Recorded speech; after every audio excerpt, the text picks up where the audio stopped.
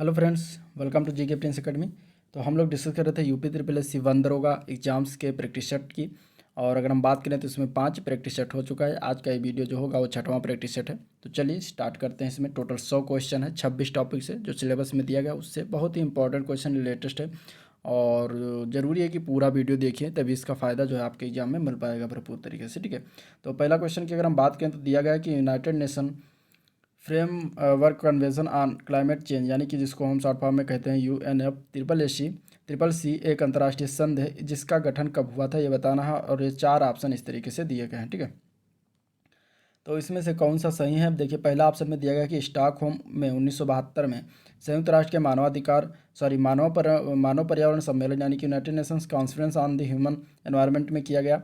दूसरा ऑप्शन है कि रियो डी जेनेरियो में 1992 में संयुक्त राष्ट्र संघ के पर्यावरण और विकास सम्मेलन UN conference on environment and development में किया गया। या फिर तीसरा ऑप्शन है जोहान्सबर्ग में 2002 में धारणीय विकास पर विश्व शिखर सम्मेलन में किया गया। या फिर संयुक्त राष्ट्र जलवायु परिवर्तन कोपेनहेगन समझौता जो 2009 में किया गया उसमें किया गया। तो इसका राइट आंसर क्या होगा? तो राइट आंसर इसका हो जाएगा बी पार्ट। ये जो यूएनएफ ट्रिपल सी जो है ये रियो डी जेनेरियो के 1992 संयुक्त राष्ट्र संघ के पर्यावरण और विकास सम्मेलन में जो है इसका गठन किया गया था। तो करेक्ट आंसर आपका इसमें बी ऑप्शन सही हो जाएगा। ठीक है, आंसर क्या हो जाएगा? बी ऑप्शन इसका सही हो जाएगा। अब इसके अगर हम एक हेडक्वार्टर याद रखिएगा, इसका मुख्यालय कहाँ पर है? तो इसका मुख्यालय का नाम है बान शहर। ठीक है, बान शहर में इसका मुख्यालय है। बान शहर कहाँ पर है? बान शहर जो है ये जर्मनी में है। जर्मनी के बान शहर में जो है इसका मुख्यालय है। तो ये याद रखिएगा। ठीक है, चलिए अगला प्रश्न देखते हैं। अगला क्वेश्चन है भारत में पर्यावरण मंत्रालय किस वर्ष में स्थापित किया गया था? तो ये स्थापना इसकी हुई थी 1985 में। ऑप्शन इसका बी ऑप्शन सही हो जाएगा। भारत में केंद्र सरकार के अंतर्गत पर्यावरण मंत्रालय का गठन किया गया था। और ये जो है मंत्रालय मुख्यतः देश में पर्यावरण और वानिकी कार्यक्रम के कार्यान्वयन की योजना, प्रचार, समन्वय और देखरेख के लिए जिम्मेदार होता है। वर्तमान में पर्यावरण मंत्रालय के अंतर्गत ही एक विभाग है। और जबकि पर्यावरण विभाग की स्थापना जो है कब किया गया था? तो वो 1980 में किया गया था। ठीक है, तो वर्तमान में अगर देखा जाए तो केंद्रीय पर्यावरण वन मंत्रालय वन और जलवायु परिवर्तन मंत्री कौन है? तो उनका नाम है भूपेंद्र यादव, याद रखिएगा। अगला प्रश्न, बायोस्फीयर की परिभाषा क्या है? तो पृथ्वी तथा इसका वायुमंडल जिसमें जीव रहते हैं, तो ये परिभाषा होता है। यानी कि जैवमंडल अगर हम बात करें तो सामान्य रूप से पृथ्वी के सतह के चारों ओर जो व्याप्त आवरण है वो जो होता है वो बायोस्फीयर होता है। ठीक है, तो आपका आंसर इसमें क्या हो जाएगा? ए पार्ट हो जाएगा। और इसके अंतर्गत पौधे जंतु का जीवन जो है बिना किसी रक्षक साधन के जो है संभव रहता है। जैवमंडल जो है एक तंत्र का उदाहरण है, क्योंकि यह मौलिक रूप से 3 संगठक में जो है निर्मित है। पहला है जैविक, दूसरा है अजैविक और तीसरा है ऊर्जा संगठक। तो करेक्ट आंसर आपका क्या हो जाएगा? ए ऑप्शन सही हो जाएगा। अगला प्रश्न, जंगल महल कहलाने वाला क्षेत्र कहाँ अवस्थित है? तो जंगल महल ये क्षेत्र की अगर हम बात करें तो ये पश्चिम बंगाल में स्थित है। आंसर इसका ए ऑप्शन हो जाएगा। पश्चिम बंगाल राज्य में जो है यहाँ का जो बांकुड़ा, पुरुलिया है और पश्चिमी मिदनापुर को जंगल महल क्षेत्र कहते हैं स्थित है। और झारग्राम को बोलचाल की भाषा में जो है जंगल महल कहा जाता है। झारग्राम है एक पश्चिम बंगाल में, तो उसको बोलचाल की भाषा में जो है क्या कहते हैं? जंगल महल कहते हैं। चलिए नेक्स्ट क्वेश्चन देखते हैं। पर्यावरण पारिस्थितिकी स्थायी अर्थव्यवस्था, ये जो है आंदोलन किस आंदोलन का ये नारा था ये बताना है। ठीक है, पारिस्थितिकी स्थायी अर्थव्यवस्था इंपॉर्टेंट है क्वेश्चन। ये किस आंदोलन का नारा था? तो ये अगर हम बात करें तो चिपको आंदोलन का नारा था। आंसर इसका सी ऑप्शन से हो जाएगा, चिपको आंदोलन। चिपको आंदोलन कब चलाया गया था? तो ये 1973 में उत्तराखंड जो उस समय उत्तर प्रदेश का ही भाग था, इसके जो है वनों में जो है शांति और अहिंसक विरोध प्रदर्शन किया गया था। एक महत्वपूर्ण आंदोलन था। चिपको आंदोलन जो है पेड़ों की कटाई को रोकने के लिए उत्तराखंड के चमोली जिले के निवासियों के द्वारा चलवाया गया था। ठीक है, इस आंदोलन का मुख्य उद्देश्य था कि व्यवसाय के लिए हो रही वनों की कटाई को रोकना। और आंदोलन में सुंदरलाल बहुगुणा, गौरा देवी और चंडी प्रसाद भट्ट ने जो है विशेष योगदान दिया था। तो याद रखिए। और इसी तरीके से इसका जो है दक्षिण भारत में ये चला था एपिको आंदोलन। ठीक है, जिसमें ही भी पेड़ को बचाने की कवायद की गई थी। और इसमें भी एपिको आंदोलन में एपिको का अर्थ ही होता है किसी से चिपकना। ठीक है, तो उसमें भी गले लगाया गया था वहाँ पर एपिको आंदोलन में। ठीक है, तो इस तरीके से आंसर। लेकिन ये जो पारिस्थितिकी स्थायी अर्थव्यवस्था है ये चिपको आंदोलन में बात कही गई थी, ये नारा था। नेक्स्ट क्वेश्चन, पर्यावरण निम्नीकरण के कारण मानव के लिए मुख्य हानि निम्नलिखित में से किस में होती है? तो जब पर्यावरण में अगर हम बात करें पर्यावरण में होने वाले हानिकारक परिवर्तनों को, तो जो पर्यावरण में हानिकारक परिवर्तन होता है उसको हम कहते हैं पर्यावरण निम्नीकरण, जो कि ये लिखा हो तो इसका अर्थ ये हो गया, ठीक है। और पर्यावरण निम्नीकरण के कारण जो है मानव के लिए जो है मुख्य हानि अगर हम बात करें तो पारितंत्र सेवाओं में होती है, तो आंसर इसका बी ऑप्शन से हो जाएगा, पारितंत्र सेवाएँ। और इसके अगर हम बात करें तो पर्यावरण निम्नीकरण के कारण प्राथमिक उपभोक्ताओं की उत्पादन क्षमता प्रभावित होता है। अब जैसे कि वायु प्रदूषण, जल प्रदूषण, ग्लोबल वार्मिंग इत्यादि क्या है, ये पर्यावरण निम्नीकरण के ही दुष्परिणाम हैं। तो इस तरीके से राइट आंसर इसका बी ऑप्शन सही हो जाएगा। अगला क्वेश्चन देखते हैं। अगला प्रश्न है उष्णकटिबंधीय वर्षा वनों के संबंध में निम्नलिखित में से कौन सा कथन सही है। एक इंपॉर्टेंट क्वेश्चन है। उष्णकटिबंधीय वर्षा वनों, पहला दिया गया है उष्णकटिबंधीय वर्षा वनों की मृदा जो है पूर्णतया अनउर्वर होती है, यानी कि उपजाऊ नहीं होती है, इसका मतलब, ठीक है। और दूसरा दिया गया कि वनस्पति सदापर्णी है, जिसके कारण प्रकाश संश्लेषण प्रक्रिया वर्ष भर चलती रहती है। तो ये दो यहाँ पर दिया गया है। अब अगला हम इसके बाद देखते हैं कि इसमें और क्या चीज़ें दी गई हैं। और इसमें तीसरा दिया गया है उष्णकटिबंधीय वर्षा वनों के बारे में कि उन्हें वृक्षों द्वारा आच्छादित मरुस्थल के रूप में वर्णित किया गया है। और चौथा वह अत्यधिक उत्पादक भूमि आधारित पारिस्थितिक तंत्र है। अब इसमें से बताना है कि कौन कौन सा उष्णकटिबंधीय वर्षा वनों के बारे में सही चीज़ें दी गई हैं। तो अगर हम बात करें उष्णकटिबंधीय वर्षा वनों के बारे में, तो ये जो कहा गया है वो वृक्षों द्वारा आच्छादित मरुस्थल के रूप में वर्णित किया गया है, तो ये गलत है, ठीक है। उष्णकटिबंधीय वर्षा वन वहाँ पे मरुस्थल चीज़ें नहीं है, मरुस्थल वाली चीज़ नहीं, क्योंकि उष्णकटिबंधीय वर्षा वन में वर्षा होती है और मौसम वहाँ पे शुष्क नहीं होता यहाँ पे, ठीक है। उष्णकटिबंधीय वर्षा वनों में वर्ष भर यहाँ पे वर्षा होती रहती है, इसलिए यहाँ की वनस्पति क्या होती है, सदापर्णी होती है, जिसके कारण प्रकाश संश्लेषण प्रक्रिया जो है वर्ष भर चलती रहती है। और उष्णकटिबंधीय वर्षा वनों में जो है जंतु वनस्पति की सर्वाधिक जैव विविधता पाई जाती है। ये वर्षा वन जो है सबसे बड़े कार्बन सिंक के रूप में कार्य करते हैं। यहाँ की भूमि जो है बहुत ही क्या कहते हैं उत्पादक होती है। तो जो पहला इसमें जो चौथा ऑप्शन दिया गया है ये सही है, ये गलत है। और इसके अलावा जो और ने दो ऑप्शन और जो दिए गए थे, यानी कि इसमें जो दिया गया है कि ये अनुभव होती हैं, तो ये गलत है और ये सही हो जाएगा, ठीक है। तो इस तरीके से 2 और 4 इसके सही हैं, जो कि ऑप्शन में दिया गया है, कहाँ, ए पार्ट में ऑप्शन में दिया गया है, तो आपका आंसर इसका ए ऑप्शन सही हो जाएगा, ठीक है। चलिए नेक्स्ट क्वेश्चन। अगले प्रश्न में हमें बताना है पारितंत्रों की घटती उत्पादकता के क्रम में उनका जो है सही अनुक्रम कौन सा है, ये बताना है, ठीक है। पारितंत्र की घटती उत्पादकता के क्रम में इनका सही अनुक्रम इसमें बताना है। देखिए, अगर हम इसमें बात करते हैं पारतंत्र के घटती उत्पादकता के क्रम में, तो सबसे ज़्यादा उत्पादकता की अगर हम बात करें इनमें से, तो वो है मैंग्रोव वन में होता है, ठीक है। इसके अलावा अगर हम बात करें तो फिर घास स्थल पर होता है, इससे कम होता है झीलों में, सबसे कम होता है महासागरों में। तो इस तरीके से पारतंत्र की घटती उत्पादकता के क्रम में ये आपका तीसरा सही हो जाएगा, ऑप्शन सी पार्ट, ठीक है। Next question. निम्नलिखित में से कौन सा एक वन्य प्राणियों के विलुप्तीकरण का कारण नहीं है, इसमें से प्रमुख कारण नहीं है, ये बताना। प्राकृतिक आवास का नष्ट होना, तो ये प्रमुख कारण बनता है। जंगलों में आग लगा देना, ये भी प्रमुख कारण है, ठीक है। जब पेड़ पौधे नहीं रहेंगे तो वन प्राणी जो होंगे वो क्या होंगे, कहाँ जाएंगे, तो ये विलुप्तीकरण का एक कारण है, ये मेन कारण है। वन्य प्राणियों का अवैध वाणिज्यिक व्यापार, ये भी हो सकता है, ठीक है। जनसंख्या की तीव्र वृद्धि, तो ये जो है कारण नहीं होता है विलुप्तीकरण का। तो आपका ऑप्शन इसमें डी ऑप्शन सही हो जाएगा। Next question. भारतीय वन्यजीव संस्थान ये कहाँ पर स्थित है। भारतीय वन्यजीव संस्थान की अगर हम बात करेंगे तो ये देहरादून में स्थित है। देहरादून कहाँ पड़ता है, उत्तराखंड राज्य में पड़ता है। तो आपका आंसर इसमें सी ऑप्शन सही हो जाएगा। इसकी स्थापना कब की गई थी, तो इसकी स्थापना 1982 में किया गया था, ये भी याद रखिएगा, ठीक है। चलिए अगला प्रश्न देखते हैं। राष्ट्रीय पार्क अभ्यारण्य अथवा जीवमंडल संरक्षित क्षेत्रों का निर्धारण निम्नलिखित में से किसके आधार पर किया जाता है, ये बताना है। तो देखिए, इसमें जो है प्रजातियों की समृद्धि देखी जाती है, विविधता देखी जाती है और प्रजाति क्षेत्र के संबंध को देख कर ये सब चीज़ें किया जाता है निर्धारण। तो आपका आंसर इसमें डी ऑप्शन सही हो जाएगा। नेक्स्ट क्वेश्चन है, भारत के जिस राज्य में उसके क्षेत्रफल का अधिकतम प्रतिशत राष्ट्रीय उद्यानों के अंतर्गत है वो कौन सा राज्य है, तो वो राज्य है सिक्किम, ठीक है। सिक्किम राज्य में क्या है, उसके क्षेत्रफल का अधिकतम परसेंटेज राष्ट्रीय उद्यानों के अंतर्गत आता है, ठीक है। अगर हम बात करें कुल भौगोलिक क्षेत्रफल का, तो 25% भाग जो है राष्ट्रीय उद्यान के अंतर्गत आता है वर्तमान में सिक्किम राज्य में, ठीक है। और जबकि अगर हम बात करें राष्ट्रीय उद्यानों सहित कुल संरक्षित क्षेत्र, सिक्किम के कुल भौगोलिक क्षेत्रफल का लगभग 46.9% यानी कि 47% आता है। तो इस तरीके से इसका आंसर क्या हो जाएगा, सी पार्ट हो जाएगा। नेक्स्ट क्वेश्चन में मिलान करना, राष्ट्रीय उद्यान दिया गया, केंद्र शासित प्रदेश या राज्य प्रदेश दिया गया।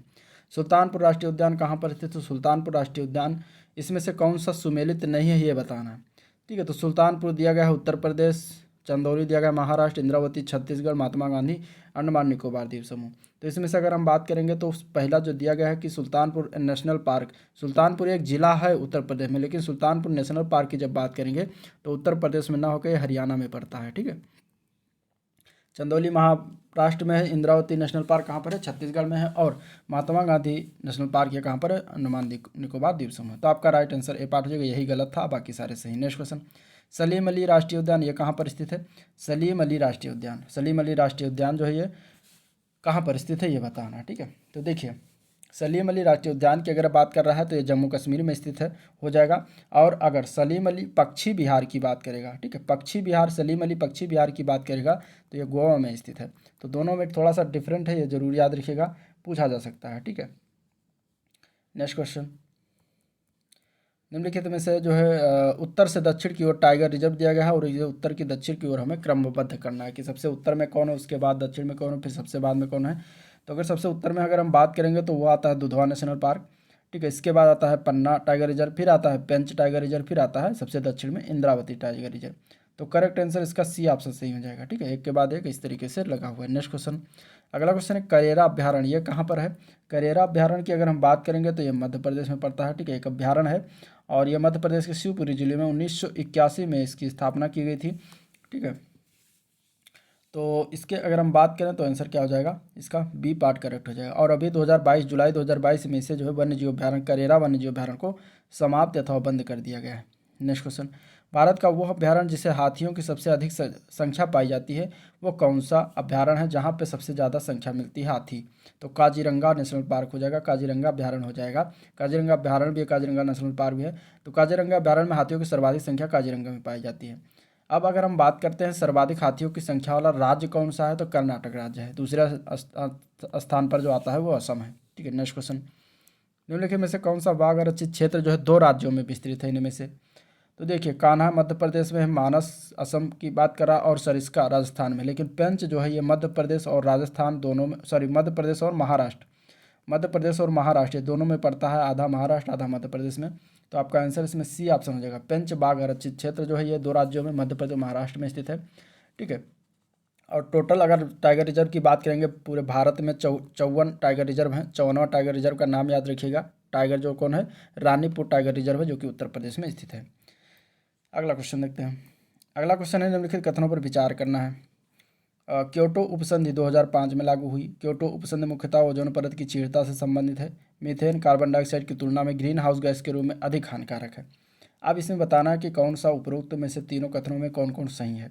तो इसमें क्योटो उपसंधि जो 2005 में लागू हुई ये तो सही है। ठीक है, 2005 में क्योटो प्रोटोकॉल था वो 2005 में लागू किया गया था। 16 फरवरी 2005 को इसको प्रभावी हुई थी। और क्योटो उपसंधि मुख्यतः ओजोन परत की क्षीणता से संबंधित है जो कि गलत है। ठीक है, ये जो है जलवायु परिवर्तन से संबंधित था, कार्बन उत्सर्जन में कटौती से संबंधित है क्योटो प्रोटोकॉल। तो ये जो है अगर हम बात करें ओजोन परत की क्षीणता से जो लिखा हुआ है तो इसमें गलत हो जाएगा। ओजोन परत की क्षीणता से संबंधित मॉन्ट्रियल प्रोटोकॉल था जो कि ओजोन परत की क्षीणता से संबंधित है। तो दोनों में थोड़ा सा डिफरेंट है, ये याद रखिएगा। तो आपका आंसर इसमें बी पार्ट हो जाएगा। और नीचे जो दिया गया मीथेन जो है कार्बन डाइऑक्साइड तुलना में ग्रीन हाउस के रूप में अधिक हानिकारक है, तो सही है। ठीक है, CO2 माने कार्बन डाइऑक्साइड से औसतन 20 से 30 गुना ज़्यादा ये सक्षम है अवशोषण करने में। तो इस तरीके से इसका आंसर बी पार्ट हो जाएगा। नेक्स्ट क्वेश्चन देखते हैं। जैव सुरक्षा यानी कि बायो सेफ्टी का कार्टाजेना प्रोटोकॉल निम्नलिखित मंत्रालयों में से केंद्रीय मंत्रालयों में से कौन कार्यान्वित करता है ये बताना है। तो इसका आंसर हो जाएगा पर्यावरण एवं वन मंत्रालय। ठीक है, पर्यावरण एवं वन मंत्री केंद्रीय मंत्री कौन है, तो भूपेंद्र यादव हैं, याद रखिएगा। नेक्स्ट क्वेश्चन देखते हैं। कार्बन डाइऑक्साइड के अलावा जलवायु परिवर्तन के लिए निम्नलिखित में से किस गैस की भूमिका है इसमें से। तो देखिए कार्बन डाइऑक्साइड के अलावा अगर हम बात करें तो मीथेन की मुख्य भूमिका होती है। आंसर इसका ए पार्ट करेक्ट हो जाएगा। ठीक है, नेक्स्ट क्वेश्चन देखते हैं। Indian institute of ecology and environment अवस्थित है, कहाँ पर स्थित है ये बताना है। Indian institute of ecology and environment, तो ये नई दिल्ली में स्थित है। आंसर ए पार्ट हो जाएगा। ठीक है, इसकी स्थापना 1980 में हुई थी। ठीक है, 5 जून को भारत सरकार के द्वारा किया गया था। तो आंसर इसका जो है ए पार्ट हो जाएगा। राष्ट्रीय स्वच्छ वायु कार्यक्रम केंद्र सरकार द्वारा किस वर्ष प्रारंभ किया गया था। तो इसकी प्रारंभ की बात करेंगे तो 2019 में प्रारंभ किया गया है। आंसर इसका डी ऑप्शन से हो जाएगा। नेक्स्ट क्वेश्चन देखते हैं। अगला क्वेश्चन है भारत के निम्नलिखित राज्य में से घने सदापर्णी वन आच्छादन के अंतर्गत विशालतम क्षेत्र इनमें से कौन सा, ये बताना है। ठीक है, तो इसका आंसर क्या हो जाएगा, इसका आंसर हो जाएगा बी पार्ट, अरुणाचल प्रदेश है, आंसर बी पार्ट हो जाएगा। पश्चिमी घाट पूर्वोत्तर भारत और अंडमान निकोबार द्वीप समूह में उच्च वर्षा वाले क्षेत्रों में सदापर्णी वन पाए जाते हैं। यह वन उन क्षेत्रों में पनपते हैं जहां मानसून कई महीने तक आते हैं। तो अगर हम भारत में इन दोनों का सर्वाधिक क्षेत्रफल देखेंगे तो अरुणाचल प्रदेश में होता है, answer A part B part correct हो जाएगा। नेक्स्ट क्वेश्चन, पश्चिमी हिमालय प्रदेश में प्रमुख संसाधन क्या है। पश्चिमी हिमालय प्रदेश के प्रमुख संसाधन की बात करेंगे तो वन सबसे प्रमुख संसाधन है, आंसर इसका ए पार्ट हो जाएगा। पश्चिमी हिमालय क्षेत्र जो है कश्मीर से लेकर कुमाऊं तक फैला हुआ है और वन की दृष्टि से काफ़ी संपन्न क्षेत्र है। वन संपदा की दृष्टि से यहाँ पर लगभग 70% भूभाग पर वन पाया जाता है। ठीक है, नेक्स्ट क्वेश्चन, निम्नलिखित में से कथनों पर विचार करना है। देखिए, ग्रामीण वानिकी का उद्देश्य सामुदायिक भूमि और निजी स्वामित्व की भूमि पर पेड़ लगाना है। दूसरा है फार्म वानिकी, व्यक्तिगत किसानों को अपनी खुद की फार्म भूमि पर अपने परिवार की घरेलू आवश्यकता की पूर्ति के लिए वृक्षारोपण है तो प्रोत्साहित करती है। अब इनमें से बताना कि दोनों सही हैं या फिर दोनों गलत हैं। तो इसका आंसर क्या हो जाएगा, इसके अगर हम आंसर की बात करेंगे तो दोनों सही हैं, आंसर इसका सी ऑप्शन सही हो जाएगा। ठीक है, नेक्स्ट क्वेश्चन, भारत में निम्नलिखित में से किस एक वन प्रारूप में सागौन एक वृक्ष स्पेसीज है, ये बताना है। यानी कि सागौन का पेड़ जो होता है, सागौन के वन जो होते हैं ये किस वन में पाए जाते हैं, किस प्रकार के वन में पाए जाते हैं, ये बताना है। तो ये उष्णकटिबंधीय आर्द्र पर्णपाती वन का प्रकार है जो बहुतायत यहाँ पर मिलते हैं, तो आंसर इसका ये पार्ट करेक्ट हो जाएगा। यहाँ पे अगर हम बात करें तो 100 से 200 सेंटीमीटर तक जो है ये वर्षा होता है यहाँ पे। ठीक है, और बात करें तो यहाँ पे साल, सागौन, शीशम, चंदन आज इसके जो है उत्पाद होते हैं। नेक्स्ट क्वेश्चन, भारत में अपलावी वन कहाँ पाए जाते हैं। अपलावी वनों की बात कर रहे हैं तो भारत में अपलावी वन जो होता है ये मिलता है सुंदरबन को कहते हैं अपलावी वन, तो आंसर इसका क्या हो जाएगा, सुंदरबन है। ठीक है, सुंदरबन की बात करेंगे तो पश्चिम बंगाल में सुंदरबन पाए जाते हैं, गंगा ब्रह्मपुत्र डेल्टा के क्षेत्र में, जिसको हम कहते हैं मैंग्रोव वन। ठीक है, तो मैंग्रोव वन हो गया। नेक्स्ट क्वेश्चन देखते हैं, निम्नलिखित में से विशेषताओं के आधार पर फसलों की पहचान करना है। यह खरीफ की फसल है। ठीक है, एक कोई फसल है उसको बताना है कि खरीफ की फसल है और एक कृषि वर्ग में एक 3 विभिन्न वर्धन अवधियां आउस, अमन और बोरो हैं। भारत की कुल 1/4 कृषि भूमि में इसकी खेती होती है। कौन सी फसल है जिसके बारे में ये पूर्ण रूप से सही है, अब ऑप्शन में देखते हैं, इधर देखिए दिया गया है गेहूँ, चावल, दाल और कपास। तो गेहूँ खरीफ की नहीं होती, गेहूँ रबी की फसल होती है। ठीक है, और अगर देखें तो चावल होती है ये खरीफ की फसल। तो देश के कुल बोए गए क्षेत्र का 1/4 भाग पर वो जो है इसकी खेती की जाती है, तो ये सही हो जाएगा। ठीक है, पश्चिम बंगाल में जलवायु अनुकूलता के कारण चावल की 3 किस्में होती हैं जिसमें औस, अमन और बोरा का उत्पादन किया जाता है, जो कि इसी के बारे में दिया गया था, तो आंसर बी पार्ट करेक्ट हो जाएगा। इनमें से कौन सी फसल जो है खरीफ की फसल नहीं है बताना है। तो कपास, मूंगफली और मकई और सरसों, तो इसमें से सरसों जो है वो खरीफ की फसल नहीं होती, ये रबी की फसल होती है, बाकी सारे खरीफ की फसलें हैं। तो आंसर आपका इसमें क्या हो जाएगा, डी पार्ट करेक्ट हो जाएगा। अगला क्वेश्चन देखते हैं, निम्नलिखित फसल समूहों में से किसे उस क्षेत्र में पैदा किया जा सकता है जहां वर्ष भर तापमान 20 से 30 डिग्री सेंटीग्रेड तथा वार्षिक वर्षा जो है 150 सेंटीमीटर से अधिक होती है, वहां पर कौन सा फसल पैदा किया जा सकता है, उन फसलों के नाम बताना है। तो उस फसलों के नाम की बात करेंगे तो उनमें रबड़, चावल और जूट पैदा किया जा सकता है, तो आंसर इसका ए पार्ट करेक्ट हो जाएगा। ठीक है, रबड़, चावल, जूट फसलों का पैदा यहाँ पे किया जा सकता है। स्टॉक फार्मिंग क्या है, अगला क्वेश्चन है स्टॉक फार्मिंग के बारे में पूछा गया है। तो स्टॉक फार्मिंग की अगर हम बात करें तो पशुओं के प्रजनन को स्टॉक फार्मिंग कहा जाता है, यानी कि स्टॉक फार्मिंग उस कृषि को कहते हैं जिसमें व्यापारिक रूप से पशुपालन का कार्य तथा पशुओं के प्रजनन का कार्य किया जाता है। अगला क्वेश्चन है 1974 में प्रथम कृषि विज्ञान केंद्र की स्थापना कहाँ पर किया गया था। तो ये पांडिचेरी में किया गया था, तो आंसर सी पार्ट करेक्ट हो जाएगा। ठीक है, प्रथम कृषि विज्ञान केंद्र की स्थापना 1974 में हुई थी। चलिए अगला क्वेश्चन देखते हैं, विश्व के निम्नलिखित प्रदेशों में से किस में खट्टे रसीले फलों का उत्पादन बहुत विकसित है। तो इसका आंसर हो जाएगा सी पार्ट, भूमध्य सागरीय प्रदेश में सबसे ज़्यादा जो है अगर हम बात करें तो भूमध्य सागर या फिर रूम सागर कहते हैं, इसके आसपास विकसित जलवायु भूमध्य सागरीय जलवायु कही जाती है। इसका विस्तार जो है भूमध्य रेखा के दोनों ओर अगर हम बात करें तो 30 से 40 डिग्री के अक्षांशों के मध्य जो है मतलब मिलता है, ये पाया जाता है। जबकि भूमध्य सागरीय प्रदेश रसीले फलों के उत्पादन के लिए विश्व प्रसिद्ध है। इसके अंतर्गत संतरा, नींबू, अंगूर, जैतून, अंजीर आदि प्रमुखता से पाए जाने वाले फल होते हैं। भूमध्य सागरीय क्षेत्र को विश्व के बागानों की भूमि के नाम से जाना जाता है। अगला क्वेश्चन, किसी क्षेत्र की जलवायु का निम्नलिखित में से कौन सा एक महत्वपूर्ण कारक नहीं है इनमें से, तो वो हो जाएगा देशांतर। देशांतर जो होता है वो किसी जलवायु को प्रभावित करने वाले कारकों में से नहीं आता।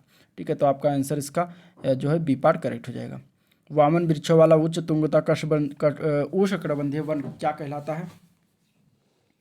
तो वामन वृक्षों वाला उच्च तुंगता उष्णकटिबंधीय वन जो है मोंटाने वन कहलाता है। आंसर इसका क्या हो जाएगा? Mountain one. Answer C part हो जाएगा। इसका विस्तार जो है उच्च तुंगता के पर्वतीय क्षेत्रों में होता है, जहाँ इन्हें क्लाउड फॉरेस्ट भी कहते हैं। अगर भारत में देखें तो भारत में केरल और तमिलनाडु की ऊंची पहाड़ियों तथा पूर्वी हिमालय क्षेत्र में मोंटेन वन पाए जाते हैं। नेक्स्ट क्वेश्चन, सूची 1 से सूची 2 को मिलान करना है। कोरधारी वन, सवाना वन, उष्ण मानसूनी और चपराल वन, ये सब कहाँ पर पाए जाते हैं? इसमें मिलान। तो कोरधारी वनों की बात करेंगे तो ये साखालिन द्वीप पर मिलता है, तो आंसर इसका ए का 3 हो जाएगा।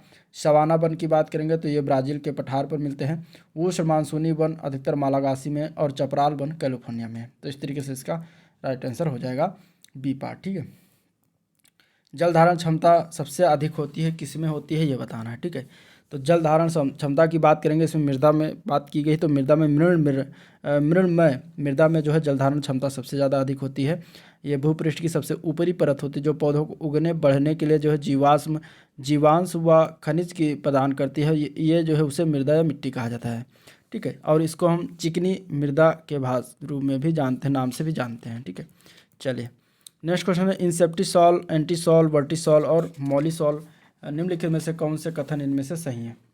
तो इनके अगर देखा जाए तो इनमें से मृदा के बारे में चीज़ें दी गई हैं, तो इसका आंसर क्या हो जाएगा?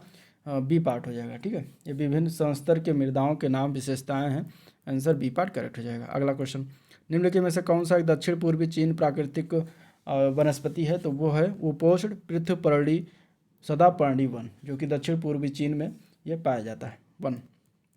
अगला क्वेश्चन, वन पारिस्थितिकी तंत्र में पाई जाने वाली खाद्य श्रृंखला का चयन करना है। इसमें से वन पारिस्थितिकी तंत्र में पाई जाने वाली खाद्य श्रृंखलाओं में तो देखिए घास प्राथमिक हो गया उत्पादक। ठीक है, और घास को टिड्डा खाता है, टिड्डा को मेंढक खाता है, मेंढक को सांप खाता है, सांप को बाज खाता है। तो ये इसका राइट आंसर हो जाएगा। एग्जैक्ट आंसर बी पार्ट इसका वन पारिस्थितिकी के अंतर्गत। निम्नलिखित में से कौन खाद्य श्रृंखला में जो है सर्वाधिक संख्या में पाया जाता है? तो वो होता है प्राथमिक उत्पादक। प्राथमिक उत्पादक जो होता है वो सबसे ज़्यादा संख्या में पाए जाते हैं। ठीक है, अगला प्रश्न, मृदा के संबंध में निम्नलिखित कथनों पर विचार करना है। इनमें से कौन सा कथन सही है? नीचे दिए गए कूटों में से सही चयन करना है। देखिए, मृदा की बात करें तो मृदा भोजन एवं लकड़ी का मुख्य आधार है। मृदा एक प्रमुख संसाधन है। मृदा सभी समुदाय और सभी उनकी संस्कृतियाँ मृदा पर आधारित होती हैं। अब इन तीनों में से बताना है कौन कौन सही है। तो देखिए, इसमें मृदा जो है भोजन और लकड़ी का मुख्य आधार है। मृदा एक प्रमुख संसाधन है। मृदा सभी समुदाय और उनकी संस्कृतियाँ पर आधारित, तो गलत है। तो आपका आंसर इसमें ए पार्ट हो जाएगा। ठीक है, आंसर ए पार्ट हो जाएगा। नेक्स्ट क्वेश्चन, पार्थिव तंत्र में ऊर्जा का मुख्य स्रोत क्या है? इंपॉर्टेंट क्वेश्चन है, तो ये बहुत बार पूछा गया है। सूर्य का प्रकाश होता है, सौर ऊर्जा होता है। आंसर इसका बी पार्ट हो जाएगा। निम्नलिखित में से कौन सी आपदा पर्यावरण ह्रास के कारण उत्पन्न होती है? इनमें से तो वो है बाढ़ एवं सूखा, जो कि पर्यावरण ह्रास के कारण जो है पर्यावरण ह्रास यानी पर्यावरण की क्षति के कारण जो है बाढ़ और सूखा आता है। तो आंसर इसका बी ऑप्शन सही हो जाएगा। नदी मुहानों के लक्षण, नदी मुहानों के लक्षण क्या है इसमें से बताना है। तो ताज़ा एवं खारा जल होता है, समृद्ध जैव विविधता होती है, अधिक उत्पादकता पाया जाता है। तो ये आंसर इसका डी पार्ट करेक्ट हो जाएगा। ठीक है, पादपों और जंतुओं के मृत शरीर को ह्यूमस में परिवर्तित करने वाले सूक्ष्म जीव क्या कहलाते हैं? तो इसका आंसर हो जाएगा डी पार्ट। अपघटक उन्हें कहा जाता है। ठीक है, अपघटक जो होते हैं ये ह्यूमस में परिवर्तन करते हैं और ये मृत कार्बनिक पदार्थ से अपना भूषण प्राप्त करते हैं, जैसे कि कवक और जीवाणु। ठीक है, नेक्स्ट क्वेश्चन, WWF का फुल फॉर्म बताना है। तो WWF का फुल फॉर्म की अगर हम बात करें तो इसका होता है वर्ल्ड वाइल्ड लाइफ फंड होता है। आंसर इसका क्या हो जाएगा? सी पार्ट हो जाएगा। इसकी स्थापना 1961 में किया गया था। इसका मुख्यालय कहाँ पर है? ग्लैंड शहर में है। ग्लैंड शहर कहाँ पड़ता है? या स्विट्जरलैंड में पड़ता है। सुश्री मेधा पाटेकर का संबंध निम्न में से किससे है? इनमें से तो इनका संबंध है पर्यावरण संरक्षण से संबंधित है। ये आंसर सी पार्ट करेक्ट हो जाएगा। और इसका अगर हम बात करें, इन्होंने नर्मदा बचाओ आंदोलन की स्थापना की थी और तो इसीलिए फेमस है। आंसर इसका सी ऑप्शन सही है। भारतवर्ष का प्रथम राष्ट्रीय उद्यान की बात कर रहा है तो वो है जिम कॉर्बेट नेशनल पार्क, जो कि उत्तराखंड में पड़ता है और ये सबसे पहले बना था अपने भारत में, जो है नेशनल पार्क घोषित किया गया था 1936 में, आज़ादी के पहले। ठीक है, नेक्स्ट क्वेश्चन, बायोडीजल के लिए किस पौधे की खेती की जाती है? बायोडीजल के लिए अगर हम बात करें तो वो होता है रतनजोत की खेती इनमें से। ठीक है, इसको हम कहते हैं इंग्लिश में जेट्रोफा, जो कि बायोडीजल जैविक स्रोतों से प्राप्त डीजल जैसा ही गैर परंपरागत ईंधन होता है। तो इसका आंसर क्या हो जाएगा? सी पार्ट हो जाएगा। नेक्स्ट क्वेश्चन, निम्नलिखित में से सत्य कथन चुनना है। हाथी गंदे पानी में खेलना पसंद करते हैं क्योंकि इससे उनके शरीर को ठंडक मिलती है। अधिकांश हाथी दिन में लगभग 10 घंटे आराम करना और सोना पसंद करते हैं। 3 महीने के हाथी के बच्चे का वजन लगभग 200 किलोग्राम होता है। अधिकांश बड़े हाथी एक दिन में लगभग 100 किलोग्राम पत्तियां या झाड़ियां खा लेते हैं। इनमें से क्या क्या सही हाथी के बारे में ये बताना है, ठीक है। देखिए, अगर हम बात करें तो हाथी जो होते हैं वो एक दिन में 100 किलोग्राम से ज़्यादा पत्तियां खा लेते हैं, तो ये तो सही है, यानी कि चौथा इसमें सही है, ठीक है। और हाथी को पानी और कीचड़ में खेलना अधिक पसंद होता है क्योंकि इनके शरीर को ठंडक इससे मिलती है, तो ये भी सही हो जाएगा, पहला भी, ठीक है। इसके अलावा ये एक दिन में केवल 2 से 4 घंटे ही सोता है, जबकि इसमें 10 घंटे लिखा है, जो कि ये गलत हो जाएगा, ठीक है। और 3 महीने में हाथी के बच्चे का वजन जो हो जाता है वो 200 किलोग्राम हो जाता है। 3 महीने में हाथी के बच्चे का वजन जो हो जाता है वो 200 किलोग्राम हो जाता है, तो ये भी सही है। तो पहला, तीसरा और चौथा सही है, जो कि सी पार्ट में दिया गया है, तो इस तरीके से आंसर इसका सी पार्ट करेक्ट हो जाएगा। अगला प्रश्न, उकठा के प्रभावी नियंत्रण हेतु अरहर की सह फसली की खेती होनी चाहिए। कौन सी फसली की खेती होनी चाहिए? सह फसली यानी बहुफसली की अभिप्राय अगर हम बात करें इनमें से, तो बहुफसली से अभिप्राय एक ही खेत में एक वर्ष में 2 या 2 से अधिक फसलें अधिक से अधिक कम क्रम में उगाकर अधिक उत्पादन प्राप्त करना होता है। और रिले क्रॉपिंग क्या होता है? रिले क्रॉपिंग की बात कर लेते हैं, तो देखिए, सॉरी, अगर हम बात करते हैं उकठा के प्रभावी उकठा रोग जो होता है, कई प्रकार का रोग होता है, जो कि एक करक कवक जनित रोग होता है, जिसके प्रभाव से पौधों की पत्तियां मुलायम होने और सूखने लगती हैं। और ये जो है, अगर हम बात करें तो ये ज्वार के साथ ज़्यादा होता, ज्वार के साथ अगर बोएंगे तो ये कम होने की संभावना रहेगी, तो आपका आंसर इसमें डी पार्ट करेक्ट हो जाएगा, ठीक है। नेक्स्ट क्वेश्चन देखते हैं। एक भूमि पर एक ही वर्ष में 2 से अधिक फसलें कहलाता है, ठीक है। अभी जो मैंने परिभाषा बताई इसके बारे में बता दिया था। देखिए, एक भूमि पर एक ही फसल में 2 से अधिक फसलें जो बोना, उसको हम कहते हैं मल्टीपल क्रॉपिंग, यानी कि बहुफसली खेती, ठीक है। और अगर हम बात करें इसमें से रिले क्रॉपिंग जो दिया गया है पहले ऑप्शन में, तो ये क्या होता है कि एक मौसम में एक ही खेत में एक से अधिक फसलों के बीजों को मिलाकर पत्तियों में अथवा छिड़काव विधि से बोया जाता है, जैसे कि गेहूं प्लस चना और अरहर प्लस ज्वार, तो ये चीज़ें हो जाती हैं। नेक्स्ट क्वेश्चन, निम्नलिखित में से कौन एक वर्षीय फसल चक्र नहीं इनमें से? तो सोयाबीन जो ये होता है, मक्का गेहूँ साथ में एक साथ, और धान बरसी भी एक साथ में, लेकिन धान और गन्ना ये फसल चक्र नहीं होता एक वर्षीय। धान गन्ना की बात करें तो पूरा एक साल ये यही लेता है, लगा रहता है, ठीक है। तो एक वर्षीय फसल चक्र में अगर हम बात करेंगे तो सोयाबीन जौ आता है, मक्का गेहूँ आता है, धान बरसीम आता है, मक्का आलू मक्का ये तीनों आता है, मूंग मक्का ये भी आता है, लाही और गेहूँ ये साथ में बोया जाता है, और मक्का आलू तंबाकू के साथ में बोते हैं, मक्का गेहूँ अथवा जौ के साथ बोते हैं। जबकि अगर हम बात करेंगे धान और गन्ने की, तो 2 वर्षीय फसल चक्र के अंतर्गत आता है। नेक्स्ट क्वेश्चन, टिकाऊ कृषि उपज प्राप्त की जा सकती है किसके द्वारा, किस साधनों से? तो टिकाऊ कृषि की अगर हम बात करें तो अधिक तकनीकी सहायता से प्राप्त किया जा सकता है, तो आंसर इसका सी ऑप्शन सही हो जाएगा, ठीक है। नेक्स्ट क्वेश्चन, अपर्दित मृदा में किस फसल की खेती अधिक लाभदायक होती है? तो इसमें अगर देखेंगे तो इसका आंसर हो जाएगा बी पार्ट, दलहनी फसलों में अधिक लाभदायक होती है, ठीक है। नेक्स्ट क्वेश्चन देखते हैं। गहत यानी कि गुलथी के एक क्या है, मतलब ये बताना है, गहत या कुल्थी या हॉर्स ग्राम जिसको कहते हैं, एक मृदा अपरदन अवरोधी फसल होता है, जो कि एक दलहनी फसल के अंतर्गत आता है, तो आंसर इसका क्या हो जाएगा? सी पार्ट करेक्ट हो जाएगा। यूरिया के लगातार प्रयोग से मृदा बन जाती है, किस प्रकार की मृदा बन जाती है? तो ये बन जाती है मृदा जो है लगातार प्रयोग करने से निष्प्रभावी हो जाती है मृदा, क्योंकि साथ ही अगर हम बात करें तो यूरिया जमीन में रिसकर जाता है तथा नाइट्रोजन से मिलकर नाइट्रोसोमाइन बनाता है, जिससे भूमि क्या होता है? निष्प्रभावित होने लगती है, ठीक है। तो आंसर क्या हो जाएगा? ए पार्ट करेक्ट हो जाएगा। भारत में कृषि आयोग की स्थापना किस वर्ष किया गया था? तो कृषि आयोग की स्थापना 1965 में किया गया था, तो राइट आंसर इसका सी पार्ट करेक्ट हो जाएगा, ठीक है।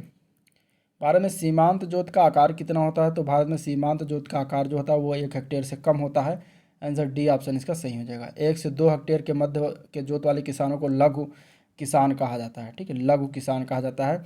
और 2 से ज़्यादा जोत वाले किसानों को बृहद जोत धारक किसान कहा जाता है। नेक्स्ट क्वेश्चन, राष्ट्रीय कृषि विकास योजना में किसे शामिल नहीं किया गया? तो इनमें से अगर देखा जाए तो मिट्टी परीक्षण प्रयोगशाला शामिल किया गया है, उर्वरक गुण नियंत्रण प्रयोगशाला भी सही शामिल किया गया है, कृषि यंत्र परीक्षण प्रयोगशाला भी शामिल है, कृषि अभियांत्रिकी की बात करेंगे तो ये शामिल नहीं किया जाता है, तो आपका आंसर इसमें डी ऑप्शन सही हो जाएगा, ठीक है। अगला क्वेश्चन, किसके फलस्वरूप जो है वन्यजीव संरक्षण संशोधन विधेयक 2013 बनाया गया था? तो ये जो है CITES के प्रयोग से, मतलब फलस्वरूप जो है वन्यजीव संरक्षण अधिनियम 2000 विधेयक बनाया गया। और ये जो है वाशिंगटन एक कन्वेंशन था, ठीक है। CITES यानी कि इसको हम कहते हैं साइट्स, CITES यानी कि साइट्स के जो है फलस्वरूप ये बना था। साइट्स का फुल फॉर्म क्या होता है? तो the convention of international trade in endangered species of wild fauna and flora. ये लुप्त प्राय पौधों और जानवरों की रक्षा के लिए एक बहुपक्षीय संधि है। 1963 में यह प्रकृति के संरक्षण के लिए अंतर्राष्ट्रीय संघ के बैठक में जो है तैयार किया गया था। ठीक है, चलिए अगला क्वेश्चन। निम्नलिखित घटनाओं पर विचार करना है और उनको कालानुक्रम जो है कालानुक्रमानुसार जो है कालक्रमानुसार जो है व्यवस्थित करना है और इसके बाद बताना है कौन सा इसमें ऑप्शन सही हो जाएगा। ठीक है, प्रोजेक्ट हाथी दिया गया है, जैव विविधता अधिनियम दिया गया है और वन्य जीव संरक्षण अधिनियम है और इसके अलावा प्रोजेक्ट टाइगर है। अब देखिए प्रोजेक्ट हाथी यानी प्रोजेक्ट एलिफेंट कब चालू करवाया गया? तो ये प्रोजेक्ट एलिफेंट जो 1992 में चालू हुआ। जैव विविधता अधिनियम जो है ये 2002 में लाया गया था और वन्य जीव संरक्षण अधिनियम जो ये पारित किया गया 1972 में पारित किया गया। 1972 के बाद अगर इसमें बात करेंगे प्रोजेक्ट टाइगर की, तो प्रोजेक्ट टाइगर जो है ये लाया गया 1973 में। ठीक है, तो इस तरीके से ये चीज़ें लाई। अब जब आपको इसमें डेट पता चल गया तो आप इसको कालक्रमानुसार व्यवस्थित कर सकते हैं। तो इसमें अगर हम देखेंगे तो आंसर इसका ए पार्ट करेक्ट हो जाएगा। ठीक है, अगला क्वेश्चन। एक राष्ट्रीय पार्क में किसको संरक्षण प्रदान किया जाता है? नेशनल पार्क जो होता है उसमें किसे संरक्षण प्रदान करते हैं? तो उसमें संपूर्ण पारिस्थितिक तंत्र को संरक्षण देते हैं। तो आंसर इसका ए पार्ट करेक्ट हो जाएगा। ठीक है, निम्नलिखित में से कौन सा सही सुमेलन नहीं है इनमें से? तो ग्रेट हिमालयन राष्ट्रीय पार्क हिमाचल प्रदेश में है, ये सही है। दाचीगम राष्ट्रीय उद्यान ये भी जो है जम्मू कश्मीर में है। गिर राष्ट्रीय पार्क ये कहाँ पर है? ये गुजरात में है। और कैंपबेल बे राष्ट्रीय पार्क जो दिया गया पश्चिम बंगाल, ये पश्चिम बंगाल में नहीं है। तो आपका राइट आंसर तो डी हो जाएगा क्योंकि सही सुमेलन जो नहीं दिया था वही बताना था। कैंपबेल बे राष्ट्रीय पार्क कहाँ पर है? तो ये अंडमान और निकोबार द्वीप समूह में स्थित है। ठीक है, नेक्स्ट क्वेश्चन। सूची 1 को सूची 2 से मिलान करना है। इधर राष्ट्रीय पार्क है, इधर राज्य है। दाचीगम नेशनल पार्क ये कहाँ पर है? तो ये जम्मू एंड कश्मीर में पड़ता है। पापीकोंडा नेशनल पार्क कहाँ पर है? तो ये आंध्र प्रदेश में है। ठीक है, और सरिस्का की बात करें तो राजस्थान। बांदीपुर कहाँ पर है? कर्नाटक में। ठीक है, अंसी, बांदीपुर, बनरघट्टा, कुद्रेमुख, नागरहोल ये कर्नाटक में पड़ता है। तो आपका आंसर इसमें बी पार्ट करेक्ट हो जाएगा। ठीक है, अगले क्वेश्चन में हमें मिलान करना है। कुछ राष्ट्रीय उद्यान अभ्यारण्य दिए गए, उधर जिला का नाम दिया गया। अब इंपॉर्टेंट हो जाता है क्योंकि जिला लगभग किसी को राज्य याद करते हैं अदर स्टेट का, तो इसमें जिला दिया गया है। तो देखिए, और ये सभी जिले जो है कहाँ के दिए गए हैं? ये सभी राजस्थान के दिए गए। तो हमें लगता है कि राजस्थान के कोई पेपर में पूछा गया था तो इसमें दे दिएगा। अब राष्ट्रीय मर उद्यान की अगर हम बात करें तो ये कहाँ पर है? तो ये जैसलमेर में है, राजस्थान। तलछा पार किस जिले में है? तो ये चूरू जिले में पड़ता है। फुलवाड़ी की नाल ये कहाँ पर पड़ता है? तो ये उदयपुर में। और बंध बरेठा ये कहाँ पर पड़ता है? तो ये भरतपुर में पड़ेगा। चलिए अगला क्वेश्चन देखते हैं। अगले प्रश्न में भी हमें मिलान करना है। ठीक है, बुक्सा बाघ अभ्यारण्य ये कहाँ पर है? पेरियार बाघ अभ्यारण्य ये कहाँ पर है? बुक्सा बाघ अभ्यारण्य पश्चिम बंगाल में पड़ता है। पेरियार की अगर हम बात करेंगे तो केरल। ठीक है, पेरियार आएगा बात तो केरल हो जाएगा। सरिस्का की बात करें तो राजस्थान। वन गर्धव यानी कि गधा जो है पशु विहार ये कहाँ पर है? गुजरात में। तो इस तरीके से इसका आंसर होगा बी पार्ट करेक्ट हो जाएगा। ठीक है, नेक्स्ट क्वेश्चन। निम्नलिखित बाघ अभ्यारण्य यानी कि टाइगर रिजर्व में कौन सा मध्य प्रदेश में स्थित नहीं है ये बताना। अमनगढ़, बांधवगढ़, कान्हा, संजय दुबरी। तो इनमें से कौन सा एक स्थित नहीं है? तो अमनगढ़ जो दिया गया है ये जो है मध्य प्रदेश में नहीं पड़ता। अमनगढ़ की अगर हम बात करेंगे तो ये यूपी के बिजनौर जिले में स्थित है। ठीक है, बाकी सारे क्या हैं? बाकी सारे एमपी में स्थित हैं। नेक्स्ट क्वेश्चन, मध्य प्रदेश में स्थित। अगला क्वेश्चन, हाथी अभ्यारण्य दिया गया, अवस्थिति बताना है इसमें से। नीलाम्बुर कौन सा एक सुमेलित नहीं है बताना है। नीलाम्बुर केरल में स्थित है, सही है। सिंहभूम झारखंड में स्थित है, ये भी सही है। मैसूर कर्नाटक में पड़ता है। और कामेंग जो दिया गया मेघालय गलत है। कामेंग जो है ये कहाँ पर है? अरुणाचल प्रदेश में है। ठीक है, कामेंग कहाँ पर है? अरुणाचल प्रदेश में है। तो इसलिए आपका आंसर इसमें डी ऑप्शन सही हो जाएगा। अगला क्वेश्चन, निम्नलिखित क्षेत्र रक्षित क्षेत्र पर विचार करना है। इसमें बाघ आरक्षित क्षेत्र कौन कौन से घोषित हैं ये बताना है। ठीक है, उपरोक्त में से। तो देखिए बांदीपुर, भितरकनिका, मानस, सुंदरबन। तो बांदीपुर है, ठीक है। भितरकनिका, ये भितरकनिका बाघ आरक्षण क्षेत्र नहीं है। मानस भी है और सुंदरबन भी है। तो आपका आंसर इसमें बी ऑप्शन सही हो जाएगा। ठीक है, टोटल 54 बाघ आरक्षित क्षेत्र हैं और 1973 में बाघ परियोजना का शुभारंभ हुआ था। ठीक है, और अब तक जो है टोटल 54 है, याद रखिएगा। ठीक है, भितरकनिका कहाँ पड़ता है? भितरकनिका जो पड़ता है आपका उड़ीसा में। ठीक है, और ये कछुआ और घड़ियाल संरक्षण के लिए फेमस है, ये बाघ के लिए फेमस नहीं है बिल्कुल। बांदीपुर, जबकि बांदीपुर कहाँ? कर्नाटक में है ये। और मानस जो है असम में है। सुंदरबन का डेल्टा सुंदरबन पश्चिम बंगाल में है। तो सब बाघ आरक्षित क्षेत्र है। नेक्स्ट क्वेश्चन, अगला क्वेश्चन इसमें बताना है, थोड़ा सा पढ़ना है, इसके बाद इसमें कूट का प्रयोग करके बहुत ही अच्छे क्वेश्चन दिए गए ज़बरदस्त तरीके से। इस तरीके से क्वेश्चन फंसते हैं और बच्चे अक्सर गलत करते हैं। ठीक है, जलवायु अनुकूली कृषि के लिए वैश्विक सहसंबंध यानी global alliance for climate smart agriculture, जिसको कहते हैं GACSA, इसके संदर्भ में निम्नलिखित में से कौन से कथन सही हैं ये बताना है। GACSA 2015 में पेरिस में हुए जलवायु सम्मेलन का एक परिणाम है, तो गलत है। GACA में सदस्यता से कोई बंधनकारी दायित्व उत्पन्न नहीं होता, तो ये सही है। ठीक है, GACA के निर्माण में भारत की साधक भूमिका थी, ये भी गलत है। तो आपका आंसर इसमें B पार्ट हो जाए, केवल 2। अब देखिए, GACSA क्लाइमेट स्मार्ट एग्रीकल्चर पर एक समावेशी, स्वैच्छिक और कार्रवाई उन्मुख बहुहितकारक मंच है। यह खाद्य सुरक्षा एवं संबंधी कृषि संबंधी चुनौतियों का समाधान प्रस्तुत करती है और इसमें सदस्यता किसी भी बाध्यकारी दायित्व का निर्माण नहीं करती तथा प्रत्येक सदस्य व्यक्तिगत रूप से अपनी भागीदारी की प्रकृति को निर्धारित करते हैं। भारत के अनुसंधान निकाय इसके सदस्य हैं। भारत GACSA का हस्ताक्षर करता देश है। इसके निर्माण में भारत की कोई भूमिका नहीं थी। ठीक है, आंसर B पार्ट हो जाएगा। अगला क्वेश्चन, जलवायु परिवर्तन पर अंतर शासकीय पैनल को किस सन में स्थापित किया गया था? तो इसकी स्थापना हुई थी 1988 में। आंसर D पार्ट करेक्ट हो जाएगा। ठीक है, और जलवायु परिवर्तन पर अंतर सरकारी जो पैनल उसको कहते हैं IPCC, इसकी स्थापना 1988 में हुई थी, संयुक्त राष्ट्र पर्यावरण कार्यक्रम और विश्व मौसम संगठन के द्वारा। ठीक है, तो आपका आंसर इसमें क्या हो जाएगा? D part. इसका मुख्यालय याद रखिएगा जिनेवा में है। जिनेवा कहाँ पर है? स्विट्जरलैंड में, तो वहाँ पे इसका हेडक्वार्टर बनाया गया। अगला क्वेश्चन, प्रत्येक वर्ष दिए जाने वाले इंदिरा गांधी पर्यावरण पुरस्कार का आधार क्या होता है?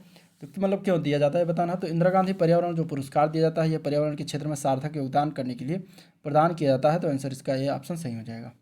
Next question, green peas international का मुख्यालय कहाँ पर स्थित है? तो इसका मुख्यालय एम्स्टर्डम में स्थित है। आंसर ए पार्ट करेक्ट हो जाएगा। ठीक है, एम्स्टर्डम कहाँ पर है? तो नीदरलैंड में पड़ता है। और इसकी स्थापना कब की गई थी? तो 1971 यानी कि 1971 में कनाडा के वैंकूवर में एक विश्वव्यापी आंदोलन में इसका जो है स्थापना हुई थी। अगला क्वेश्चन, इनमें से बताना है कि भारत की हरित पहल के रूप में किसे जाना जाता है? ठीक है, किस रूप हरित पहल के रूप में जाना जाता है इनमें से भारत की ये बताना। राष्ट्रीय हरित राजमार्ग मिशन, स्वच्छ कोयला प्रौद्योगिकी के लिए अनुसंधान और विकास R&D, राष्ट्रीय हरित गलियारा कार्यक्रम, इनमें से कौन कौन है जो भारत की हरित पहल के रूप में जाना जाता है?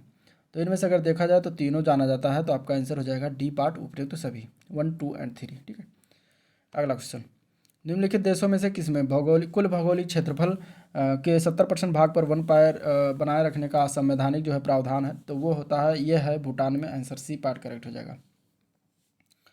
ठीक है, नेक्स्ट क्वेश्चन, भारत में मैंग्रोव वनस्पति अधिक विस्तृत रूप में पाई जाती है और कहाँ पर पाई जाती है बताना है। तो ये पाया जाता है सुंदरवन डेल्टा में। आंसर B पार्ट करेक्ट हो जाएगा। ठीक है, अगले क्वेश्चन में सूची, वन प्रकार और प्रदेश दिए गए हैं, मिलान करना है। देखिए,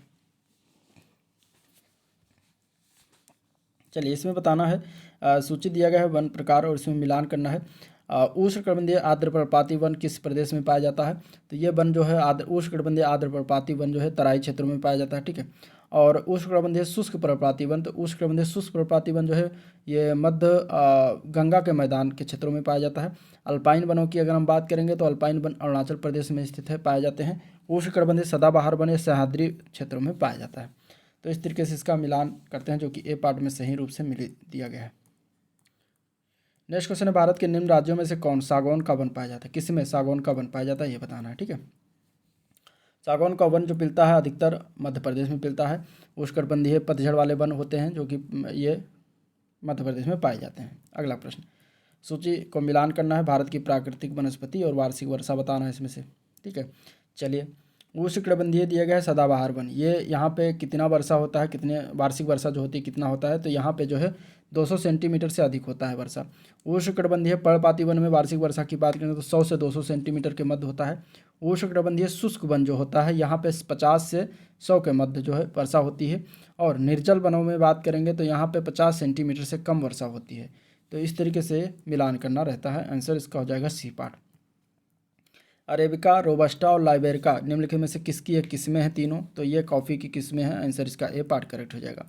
मक्का, आलू, गन्ना यानी जिसको पेड़ी कहते हैं, मूंग फसल चक्र का उदाहरण है। किस फसल चक्र का उदाहरण है? तो ये अगर हम बात करें ये जो चीज़ें दी गई हैं तो ये जो है 2 वर्षीय फसल चक्र का उदाहरण है। आंसर D पार्ट करेक्ट हो जाएगा। ठीक है, चलवासी कृषि निम्नांकित पहाड़ियों राज्यों के पहाड़ी क्षेत्रों में जो है प्रमुख समस्या है। चलवासी कृषि की बात करें तो असम और बिहार में यह प्रमुख समस्या है। आंसर इसका ए पार्ट करेक्ट हो जाएगा। ठीक है, जिसको हम झूम कृषि भी कहते हैं, याद रखिएगा इसी को। 8वीं योजना के अंतर्गत जो है योजना आयोग ने भारत को जितने प्रमुख कृषि जलवायु प्रदेशों में जो है विभक्त किया है वो कितनी संख्या ये बताना है। तो टोटल वो संख्या है 15, ठीक है, 15 जलवायु प्रदेशों में विभक्त किया है। आंसर इसका बी पार्ट करेक्ट हो जाएगा। ये 1989 में योजना आयोग के द्वारा किया गया था। नेक्स्ट क्वेश्चन, कृषि में युग्म पैदावार का आशय किसको उगाने से होता है? तो वो होता है एक ही साथ दो फसल को उगाने का कहते हैं। आंसर इसका बी ऑप्शन सही हो जाएगा। अगला प्रश्न है निम्नलिखित में से निम्नलिखित पारिस्थितिक वर्गों के पर विचार करना है। टैगा उष्णकटिबंधीय सदाबहार और टुंड्रा वन उष्णकटिबंधीय पर्णपाती वन। इनमें बताना है कि पारिस्थितिक वर्गीकरण के धवलता परिणाम का घटता क्रम बताना है इनमें से। तो घटता क्रम की बात करें तो सबसे पहले इसमें आएगा सबसे पहले टुंड्रा, ठीक है, इसके बाद आता है टैगा, फिर आता है इसमें उष्णकटिबंधीय पर्णपाती वन तीसरे नंबर पर, और सबसे लास्ट में चौथे पर आएगा जो है कौन आएगा? उष्णकटिबंधीय सदाबहार। तो इस तरीके से आंसर इसका सी ऑप्शन सही हो जाएगा। अगला क्वेश्चन, भूमध्य कथन दिया गया है भूमध्य सागरीय प्रदेशों में जाड़ों में वर्षा होती है, और कारक दिया गया है कि जाड़े में यहाँ पछुआ हवाएं चलती हैं। आपको को बताना है कि कौन सही है कौन गलत है। तो भूमध्य सागरीय प्रदेशों में जाड़ों में वर्षा होती है क्योंकि जाड़े में यहाँ पछुआ हवाएं चलती हैं, तो सही भी है और व्याख्या भी करता है। तो इस तरीके से आंसर इसका ए पार्ट करेक्ट हो जाएगा, ठीक है। चीड़, सनोवर, स्प्रूस, देवदार, लार्च और सरू के प्रसिद्ध लकड़ी के पौधे हैं। कई पहाड़ी क्षेत्रों में भी व्यापक रूप से पाए जाते हैं, और इनको हम क्या कहते हैं? तो इसको अगर हम बात करेंगे तो इनको हम कहते हैं जिम्नोस्पर्म। क्या कहते हैं? जिम्नोस्पर्मस, यानी कि अनावृत बीजी ऐसे पौधे और वृक्षों को कहते हैं जिनके बीज फूलों में पनपने और फलों में बंद होने के बजाय छोटी टहनी और शंकुओं में खुली अवस्था में होते हैं, ठीक है। तो आंसर इसका बी पार्ट करेक्ट हो जाएगा। हर राज्य का सर्वोच्च रैंकिंग भारतीय वन सेवा अधिकारी कौन होता है? तो वो होता है प्रधान मुख्य वन संरक्षक, ठीक है, उसको हम प्रधान मुख्य वन संरक्षक, या कि फिर अगर हम बात करते हैं तो प्रत्येक राज्य का सर्वोच्च रैंकिंग अधिकारी भारतीय वन सेवा यानी कि IFS अधिकारी होता है, जो प्रधान मुख्य वन संरक्षक होता है। ये भारत सरकार के अखिल भारतीय सेवा के अंग के रूप में कार्य करता है। राष्ट्रीय आपदा प्रबंधन प्राधिकरण का अध्यक्ष कौन होता है? तो उसको हम कहते हैं प्रधानमंत्री होता है। आंसर बी पार्ट करेक्ट हो जाएगा। कौन सा डेटा किस डेटा में बुक भारत में जानवरों, वनस्पतियों, कवकों की दुर्लभ और लुप्त प्रवाह प्रजातियों के दस्तावेजीकरण के लिए एक स्थापित राजकीय दस्तावेज है? वो कौन सा डेटा है ये बताना है, ठीक है। तो इसका आंसर क्या हो जाएगा? तो वो है रेड डेटा। आंसर इसका सी पार्ट करेक्ट हो जाएगा, ठीक है। IUCN का जो रेड डेटा बुक है 1964 में स्थापित किया गया राज्य या देश के लिए सीमा के भीतर जो भी होता है उसका विस्तृत रिपोर्ट देती है, ठीक है। तो आपका आंसर इसमें रेड डेटा हो जाएगा। नेक्स्ट क्वेश्चन, मेधा पाटेकर किस आंदोलन से जुड़ी हुई थी? तो ये जुड़ी हुई थी नर्मदा बचाओ आंदोलन से। आंसर इसका सी ऑप्शन सही हो जाएगा। नेक्स्ट क्वेश्चन, अगला प्रश्न देखते हैं। हरित गृह प्रभाव किस गैस की अधिक मात्रा में होने से बढ़ता है? तो वो होता है कार्बन डाइऑक्साइड की मात्रा जब बढ़ती है तो हरित गृह प्रभाव प्रभावित होता है। तो आंसर ए ऑप्शन सही है। गुप्तचर तंत्र के विकास में थाना प्रभारी अधिकारी का सहयोगी कौन होता है? तो होते हैं गश्ती प्रभारी, ठीक है। आंसर क्या हो जाएगा? सी ऑप्शन इसका सही हो जाएगा, गश्ती प्रभारी। अगला प्रश्न, वो कौन वैज्ञानिक थे जिन्होंने पारिस्थितिकी विज्ञान का उपयोग पौधों के अध्ययन में किया? उनका नाम क्या था? तो वो थे वार्मिंग महोदय। आंसर इसका डी पार्ट हो जाएगा। 1905 में इन्होंने जो है अध्ययन किया था। आंसर इसका क्या हो जाएगा? डी पार्ट करेक्ट हो जाएगा। सही कथन इनमें से चुनना है, कौन सा सही है इसमें से बताना, ठीक है। देखिए, BOD सूक्ष्म जीवों द्वारा ऑक्सीजन उत्पन्न करने की दर है, गलत है। BOD सूक्ष्म द्वारा जो है CO2 के उपयोग की दर है, भी गलत है। BOD सूक्ष्म जीवों द्वारा ऑक्सीजन उपभोग की वह दर जो उपस्थित कार्बनिक पदार्थ के अपघटन के लिए आवश्यक है, तो ये सही है, ठीक है। और BOD कार्बनिक पदार्थों के लिए आवश्यक ऑक्सीजन दर के, ये भी गलत है। BOD क्या होता है? तो बायोकेमिकल ऑक्सीजन डिमांड इसका फुल फॉर्म है, जो कि सूक्ष्म जीवों द्वारा ऑक्सीजन उपयोग की वह दर होती है जो उपस्थित कार्बनिक पदार्थ के अपघटन के लिए जो है आवश्यक होता है। चलिए नेक्स्ट क्वेश्चन, खाद्य श्रृंखला का सही क्रम इनमें से चुनना है। तो इनमें से अगर देखा जाए तो घास को टिड्डा खाता है, टिड्डा को मेंढक खाता है, मेंढक को सांप, सांप को बाघ। तो ये क्रम सही है। आपका आंसर इसमें ए ही पार्ट करेक्ट हो जाएगा। अगला क्वेश्चन, जातियों का सर्वाधिक बाहुल्य का घनत्व, जातियों का सर्वाधिक बाहुल्य का घनत्व जो है वो पाया जाता है किस क्षेत्र में पाया जाता है? तो ये पाया जाता है उष्णकटिबंधीय वनों में, ठीक है। जातियों का सर्वाधिक बाहुल्य घनत्व जो है उष्णकटिबंधीय वनों में पाया जाता है। तो राइट आंसर इसका डी ऑप्शन सही हो जाएगा। तो ये था आज का ओवरऑल वीडियो जिसको हम लोगों ने देखा, टोटल 100 क्वेश्चन जिसको हम लोगों ने डिस्कशन किया। वीडियो पसंद आया तो लाइक करिएगा, चैनल को सब्सक्राइब नहीं किया तो फटाफट सब्सक्राइब कर लीजिए, साथ ही साथ अपने दोस्तों में ज़्यादा शेयर कर दीजिए, ठीक है। मिलते हैं नेक्स्ट वीडियो में, तब तक के लिए थैंक यू।